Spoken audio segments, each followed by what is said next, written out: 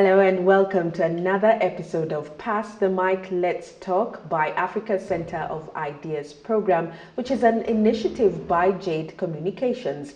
I'm your host, Mel Miendo, and today we will be looking at the transition in the Kenyan judiciary right after the exit of retired Chief Justice David Maraga on the 12th of January 2021. What does this mean for the judiciary and what lies ahead? We will be looking at that, and I am with ALLAN Maleche. He is the MD of KELIN, and he is also a lawyer and human rights activist for over 10 years. It's great to have you with us. Thank you so much for joining us. And as a lawyer, I'm sure many of you were talking about the exit of Chief Justice David Maraga, the legacy that he left. From your point of view, what would you call that kind of legacy? Thank you for having me on this show. And indeed, the retirement of Chief Justice Maraga has been a topical conversation, not only among lawyers, but among the general public for a number of reasons. But from a legal point of view and one who has interacted with the court system, I think three things stand out for me in terms of his legacy. The first one, and which is very visible to every Kenyan, is the footprint he has left in terms of physical courts. During his tenure, he's been able to increase the number of physical courts. And I think as of October last year, 2020, we had at least only 5 counties that were lacking a high court. And I think that's extremely progressive. If we can get all the 47 counties to have high courts, that would be a very good achievement. And I think his ability to increase the number of magistrates court, I think during his period increase them by about 20, is also important, because then you have more access to courts and people have got justice closer to them. I think the last thing that stands out for him is around the use and introduction and scaling up of technology. There was increased use of digital technology in the election petitions in terms of how people file documents, and this has now been scaled up to other areas of practice, and particularly during the COVID period, with many public offices being shut down and people being asked to work from home, then we have largely been forced to upscale and embrace the use of technology in terms of how we file our court documents, in terms of how we present our arguments before the court. And this is a journey that's beginning to move us more towards the use of digital technology in terms of accessing justice. So those three things would stand out for him. Okay. And from a human rights perspective, you have been an activist for so many years. What would you say has been the how would you call it, in terms of the judicial access? What has been the experience that you have gotten or have seen in terms of human rights and judicial access even under Maraga's leadership? I think there has been good court decisions that affirm human rights, particularly civil and political rights. There have been a number of decisions that have come through, both from the High Court, of course, both from the Supreme Court. What stands out again was the annulment of the presidential election, which was the first to ever happen in Africa, and again based on electoral irregularities. And also on the last day of his term as a sitting Chief Justice, there was also an important decision. It's popularly called as a Mitubel decision, but it was a decision that talked about land rights and who has access to land rights, and as it relates to the social environment of people. So the Mitubel court decision was also a landmark decision that the Supreme Court passed under the leadership of Justice Maraga, showing that there was potential now to also move on to socioeconomic rights dealing with water, health, food, education. And Mitubel was the first decision on socioeconomic rights ever to come from the Supreme Court.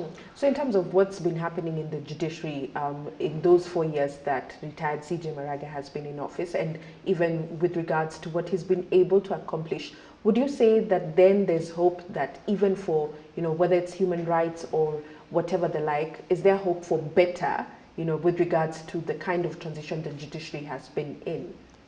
I think the hope remains beyond the lifetime of Chief Justice Maraga, because He has set the tone even in his closing remarks on his farewell at the building of the Supreme Court, where he talked and advised his fellow colleagues in the judiciary to live by the rule of the law, not to be compromised, and to make fair and just decisions in line with what the Constitution says.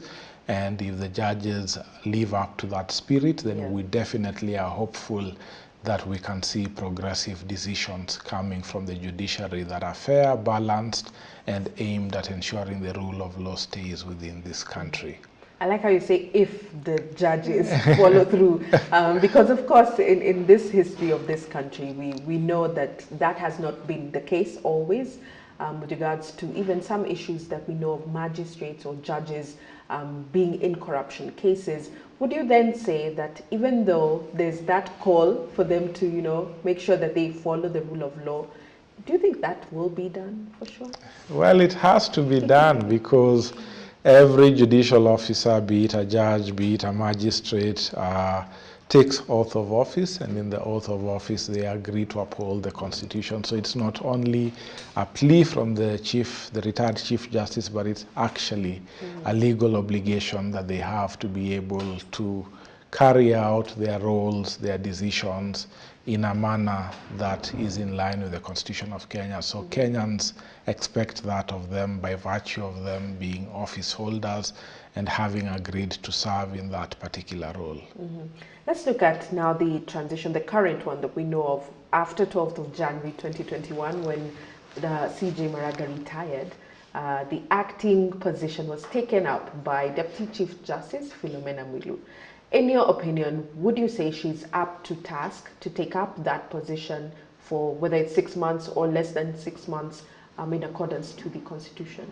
I think she's definitely up to the task because having deputized the Chief Justice for this entire period, you definitely are up to the task. If she wasn't up to the task, it would have been very clear and other measures would have been taken. So I believe she's up to the task, but I think again, just as we have discussed about the rule of law, within her acting capacity and within her period of acting as the Chief Justice, she must base her decisions, both judicial, administrative, within the confines of the law. Stepping out of those would invite legal lawsuits to challenge the decisions that have been made. So she definitely must make decisions based on what the law says, based on rule of law, and based on the parameters of the Constitution. So definitely up to it, but must work within the parameters of the Constitution. Okay. One of the most contentious issues was the swearing in of the 41 judges recommended by the Judicial Service Commission.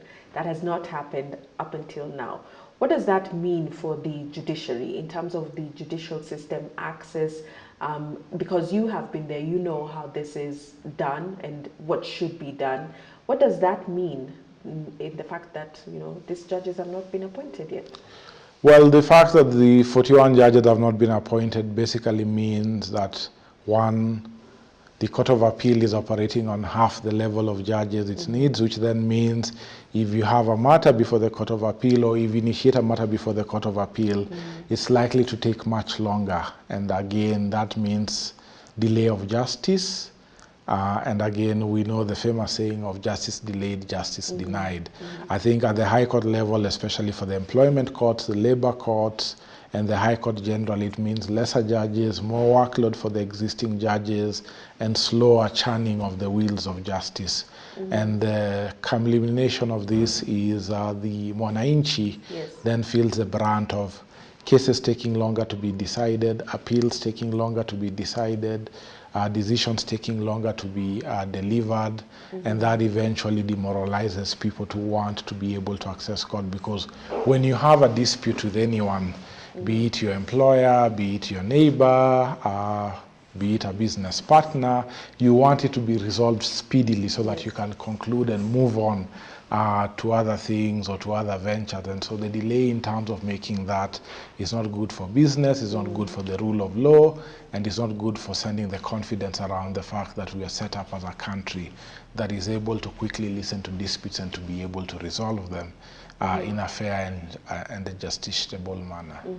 And so even the fact that, as you mentioned, that delay, and now we're in 2021, is there hope that perhaps maybe, some point within this year, which we know there's a lot of politics here and there, that perhaps even within this year, there will be a look back at, these 41 judges and the necessity that it gives for the judiciary? Well, I think for anyone who interacts with the court system, the necessity of the 41 judges is extremely evident, and they would want for these judges to be sworn in or appointed like yesterday, but of course the decision to do that now lies elsewhere, and we have to wait and see whether the individuals responsible for that will take the right action and act as quickly as possible to avert the challenges that the normal citizen is facing in terms of accessing justice. Okay.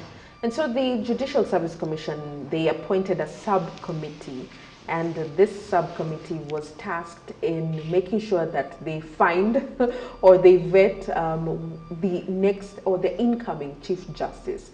What would you say are some of the key functions that need to be looked at in terms of even finding who this next Chief Justice should be? Or anyone can just apply. There was actually there was an advert guys had put on social media, and they were like, yeah, there's a new job opportunity, Chief Justice. Send in your applications. That's just a joke. Yes, as the body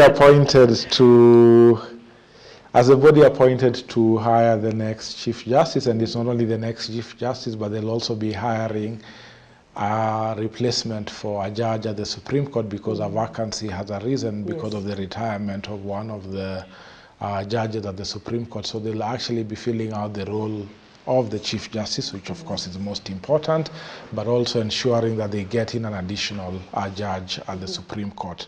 And so anyone who meets the qualification is encouraged to apply, and of course the Judicial Service Commission will go through an entire process where they go through the shortlists, invite public participation for those who they have shortlisted, so that the public can share their views on the candidates who have been put forward for shortlist, carry out the interviews, and then make the necessary recommendation to the relevant powers that be. I think a number of things they will definitely look at, but I think they will strictly have to follow the requirements that they have set out within that job application. If it's a number of years of experience, that have to be there. If it's a number of years in terms of or writing or making decisions in certain areas, that has to be there. So they will strictly have to follow the checklist of the job advert that they sent out, in narrowing down to one final candidate whose name would be forwarded to the head of state for appointment. And how long should this take, give or take? How long would it be? Would it be the whole year? Or no, definitely not the whole year, but you're probably looking at 2 to 3 months. Oh, really? If at all they are able to work speedily and they're supported to be able to do so, you're looking at a process of 2 to 3 months to be able to shortlist, go through the candidates, carry out the interviews, and eventually come up with a decision, with the hope that the eligible Kenyans will be able to apply. Eligible Kenyans. I like how you say it. It's open to, it's not open to everyone. Tell us the truth. But in terms of even just what kind of individual then in the judicial system would be able to take up this position, in your opinion, what kind of person, like in terms of even taking up from CJ Maraga, looking at the transition and some of the legacy that he has left behind. From your opinion, what do you think? I think whoever is appointed as the next Chief Justice must be ready to be a person who will fight for the judicial independence, the judicial independence from the executive, judicial independence from Parliament. It must be someone who is ready to roll up their sleeves and to be able to defend the judiciary as an independent arm of government. Definitely you have to have someone who is able to fundraise, not only from the exchequer, but also from other partners who are able to resource and fund various projects within the judiciary, because you may not only rely on one source of support if you want to be able to leave a long-lasting legacy of different projects and different initiatives. You definitely need someone who is sound on the law, someone who can be able and has a track record of delivering decisions and judgments, or even if they've not been a judge before, writing and also publishing strongly around legal issues, rule of the law, and their ability to be able to show their sharp legal mind in terms of going forward. I think the next Chief Justice, in my view, should be a person who is able to build partnerships across the bridge with the private sector, with civil society, with development partners, because the new way of carrying work in our space and time is one that requires you to have a number of partners who can be able to work with you in a symbiotic way as an institution. So those are some of the things that we have to keep in mind as we think through, from my point of view, around some of the things that would stand out for me for the next Chief Justice. This person clearly has to come with an A game. A game, like it has to be A, you know. But even from what you're saying, because then they would require to have all these roles and responsibilities to even come in and take up that position. But from your opinion, when we look at the independence in the judiciary from, you know, say 5-6 years ago, and comparing it to now, what would your perspective be? Is the country's judiciary independent enough as it should be? I think there have been gradual improvement from the time we've had retired Chief Justice Mutunga to the time we've had Chief Justice Maraga.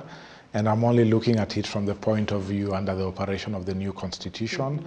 I think there has been increased judicial independence in terms of them making decisions that ordinarily would not be made against the executive and parliament. But indeed, room to grow, room to expand, that still exists, and I hope the next CJ will be able to grow and build onto what Justice Maraga and what Justice Mutunga have done in terms of trying to ensure that the judicial independence is not at threat and is very much respected by the other arms of government. From a human rights perspective, you've been on the ground, and even as you spoke about access, in terms of how the judiciary has been in these years, in the transition that it's been in, would you say there's such an importance for the common monarchy for there to be a cordial relationship, or, you know, a long-lasting relationship between the arms of government or amongst the arms of government?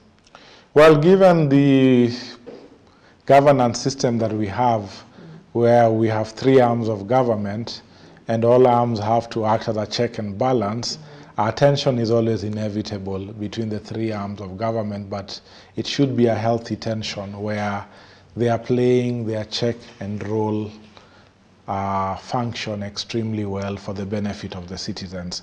I think where the lines get blurred is where there is disrespect of the rule of law by either arm of government, and so that is something that we really have to see as time evolves. How will you ensure a culture of respecting the rule of law is one that continues to be inculcated among the different leaders of the arms of government. How would you compare our country's judicial independence, or even transition in the judiciary from then until now, maybe vis-a-vis other countries in Africa? You know, would we say that Kenya is, you know, tunajaribu ama bado tuko nyuma, you know, like even in terms of our court systems? I think we're making steady progress. Different countries have got different levels of independence, and it would be very difficult to pinpoint different countries and say this one is doing better than Kenya, or Kenya is doing better than the other one. But from my own perspective and from the experiences I have seen from either colleagues in Uganda, colleagues in Tanzania, colleagues in Ghana, colleagues in South Africa, they all have their different levels and the challenges their judiciaries are facing in terms of the concept of independence and the checks and balances from the other arms of government. So I would stand with my position that we are steadily making progress, and we must be able to continue to build on that particular progress. All right, and in terms of the Judicial Service Commission, I know we've mentioned about it, we've mentioned about the subcommittee, we've mentioned about their recommendations in swearing in of the 41 judges, but what kind of role does the JSC really play in such a position as this, where, you know, everyone is wondering what next, what lies next, even in terms of now that we have a retired Chief Justice, we have an acting Chief Justice who has, you know, some issues with corruption, that have, you know, court issues. What would you say is their role? I think the role of the JSC at the moment, among the many other roles that they have, is to work with the public to ensure that they foster the confidence around, one, that the process of hiring the Chief Justice and the replacement of an additional judge in the Supreme Court is actually done transparently, is done meticulously, and it leaves no doubt in the minds of people that they have run a rigorous process that every Kenyan would be comfortable with. I think they owe it to Kenyans for that, and I believe they have to be able to go through that. I think they also play a very important role in terms of that they're body that listens to complaints that come from the public around cases of judges or magistrates who may have crossed people's paths, either in their day-to-day work or in any other circumstances. So again, the ability to resolve the pending cases relating to judges or magistrates who may have been reported for misconduct, corruption, or any unbecoming behavior, I think is important for them to be able to do so and update the public around the action, the decisions they are taking, and that will also help instill confidence in the public that indeed bad behavior within the judicial officers does not go unquestioned. And indeed, moving on with the legacy that has been left by Chief Justice Maraga of ensuring that we have increased access to justice for the citizens is an important role they have to continue playing. And that means they have to check on ongoing projects, construction of courts, finishing of hiring of support staff to the judiciary, and ensuring the gaps around funding are addressed with partners are still roles the JSC must consider to play and do in terms of going forward. How bad is it on the ground with regards to access to justice? You know, is it as per what many may think, perhaps, you know, that everyone has access, but yet we do know that, you know, up until now, not everyone has been getting access to justice, but as you said, it's getting better. But how bad is it? Well, I wouldn't be able, Mel, to give a specific answer to how bad it is, but the experience we've had has been twofold. One, around, actually threefold. The physical access to courts, which is something the retired Chief Justice tried to address by having more court stations in different counties. The financial access to the courts, because going to court is not a free exercise. You have to pay court filing fees, and where you can't afford, you have to make the necessary applications. So again, there's the financial access that remains to be a challenge that needs to be overcome in terms of how do we make it easier for everyone to be able to access the court. And then thirdly, and most importantly, is around the turnaround time of resolving the court disputes. And this necessarily does not only fall on the judiciary, it also falls on the parties who are lawyers representing their clients, people representing themselves individually, around the ability to turn around cases within time that would not be seen to be too long and too delayed, to an extent that people feel that justice has been denied because of the delay. Okay, so even moving forward, as we look forward to, you know, who the next Chief Justice will be, whether in 2, 3, or 6 months. I know DCJ Mwilu has 6 months. That's in accordance to the Constitution, that she can act within these 6 months. But from your perspective, and even the circles that you're in, what can we look forward to as Kenyans, even as we wait for who's next, who's going to be next on the hot seat? I think as Kenyans, I think we need to closely watch the process. Where room is provided for public participation, and it should be provided, we need to be able to send our feedback to the Judicial Service Commission around. Do they ever read this feedback? They do read They the do? feedback. It's actually extremely important for them to do so, because they have to raise some of these things with the respective candidates, and they have done it in the past where they have brought out to the attention of candidates either during interviews or before interviews around the fact that the allegations of this nature, are you aware about them, what have you done about them, or so it's very important for people to voice out. And I think people should not take public participation from a point of view that this is only your chance to voice out the negative things that you've known about someone, but also if there are things that are positive in terms of you have seen a judge whose name has been put forward and that judge has been very exemplary in the way they do their work, that's the kind of feedback that the Judicial Service Commission would also like to see. So I think as Kenyans, we need to stay glued to the updates that would come from the Judicial Service Commission and try to engage as much as possible in this process where opportunity is provided. But ultimately, the decision of the next Chief Justice lies with the Judicial Service Commission. Interesting conversation with ALLAN Maleche, the MD of KELIN. We've been talking about the transition in the judiciary, especially after the retirement of Chief Justice David Maraga. A lot to look forward to, so we expect to get to know, maybe in a few months, who the next Chief Justice will be. This has been Pass the Mic, Let's Talk, an episode by the Africa Center for Ideas program, which is an initiative by Jade Communications. I've been your host, Mel Miendo. I'll see you again next time.